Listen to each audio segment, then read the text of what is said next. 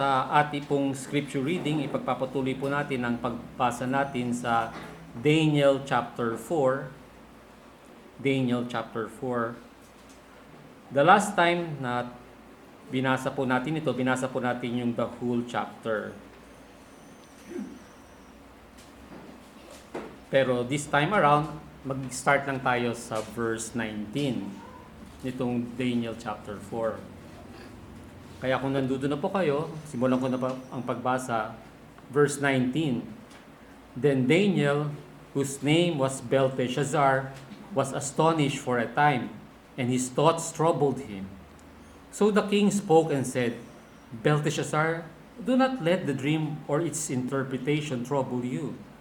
Belteshazzar answered and said, My lord, may the dream concern those who hate you, and its interpretation concern your enemies.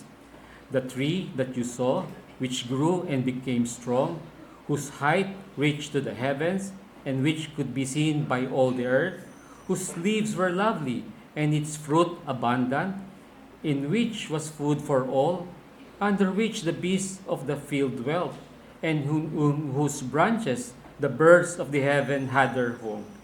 It is you, O king, who have grown and become strong, for your greatness has grown and reaches to the heavens, and your dominion to the end of the earth.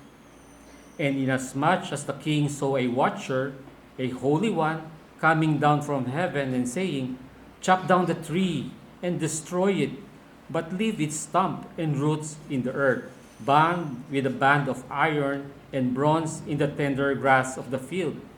Let it be wet with the dew of heaven, and let him graze with the beasts of the field, till 7 times pass over him.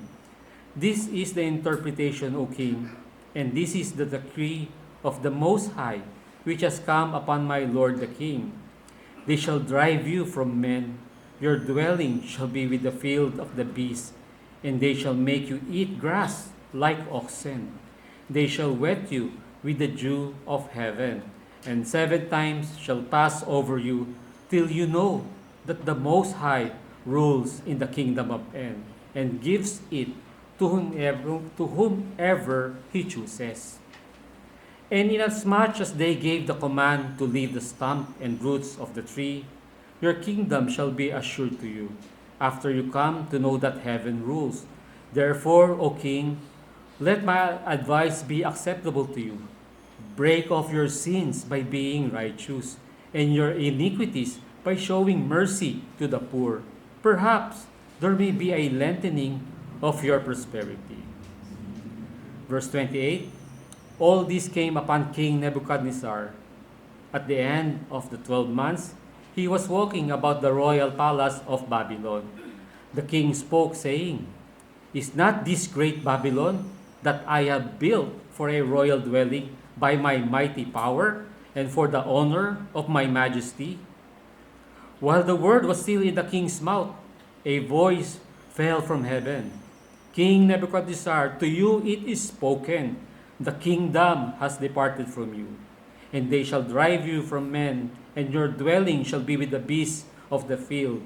They shall make you eat grass like oxen, and 7 times shall pass over you, until you know that the Most High rules in the kingdom of men, and gives it to whomever he chooses. That very hour, the word was fulfilled concerning Nebuchadnezzar.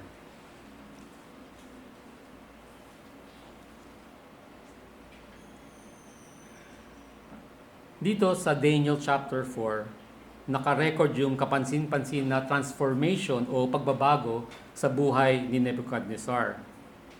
Nebuchadnezzar's transformation is more than just a behavioral reformation or attitude adjustment. Ito ay spiritual conversion of the soul. Ang conversion testimony ni Nebuchadnezzar ay nagpapakita ng 3 bagay na common sa mga totoong conversion experience o yung tinatawag natin na born again. Una, yung need. Pangalawa, divine intervention. At pangatlo, profession of faith. Now, talakayin muna natin yung una sa mga divine truths na matututunan natin dito sa Daniel chapter 4. Una is the pre-conversion pride, yung kayabangan o pagmamataas ng isang tao bago siya magbalik loob sa Diyos o bago siya na born again. Sa verse 30, sinabi ni Nebuchadnezzar, "Is not this great Babylon that I have built for a royal dwelling by my mighty power and for the honor of my majesty?" So wala namang kaduda-duda yung greatness ng Babylon. Yung mga modern archaeologists nga, bilib na bilib sila dun sa architectural genius at magnificence ng Babylon sa panahon ng paghahari ni King Nebuchadnezzar. Naturing na pinakamalaking na city ito sa known world nung panahon nila, kaya natawag itong Babylon the Queen of all cities. Dahil ito doon sa mga nagtataasan at seemingly impregnable walls, mga pader, kasama na yung Ishtar Gate na sobrang kahanga-hanga ang architectural at engineering feat para matayo ito. At dahil nga dito, it was originally kasama sa 7 wonders of the ancient world. Pero napalitan lamang ito nung Lighthouse of Alexandria. Yung mga grand temples, yung lavish na palace, at yung hanging garden of Babylon, na kasama pa din hanggang ngayon sa 7 wonders of the ancient world. Hindi mapapantayan yung splendor ng Babylon ng ibang mga cities sa panahon na iyon, at sa isa lang tanaw pa lang, maiintindihan mo na si Nebuchadnezzar kung bakit siya sobrang proud sa kanyang na-achieve sa Babylon. Kaso, malinaw yung sinabi ng Diyos sa pamamagitan ni Daniel sa kanya sa chapter 2 verse 37. At isa din pala itong warning. Ito yung sinabi, "You, O King, are a King of kings, for the God of heaven has given you a kingdom, power, strength, and glory." The God of heaven. Kaso, dahil sa kayabangan ni Nebuchadnezzar, sinabi niya na dahil lamang sa kanya, natupad at nagkatotoo ang lahat ng kanyang natatanaw as far as the eyes can see. Inako niya ang lahat ng glory at lahat ng credit sa kanyang sarili, at alam natin, isa ito sa mark ng worldliness. Ano po yun? The pride of life. Bagamat unique ang pagpapakita ng pride o yung pagmamataas o pagmamayabang ni Nebuchadnezzar, well, obviously, kasi hari siya. At malaki naman yung Babylonian Empire.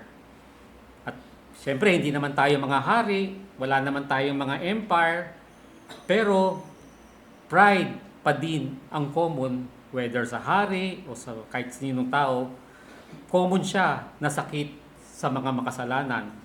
Whether lalaki man o babae, matanda o bata, mayaman o mahirap man, may narating, walang narating, achiever or non-achiever, pride is common.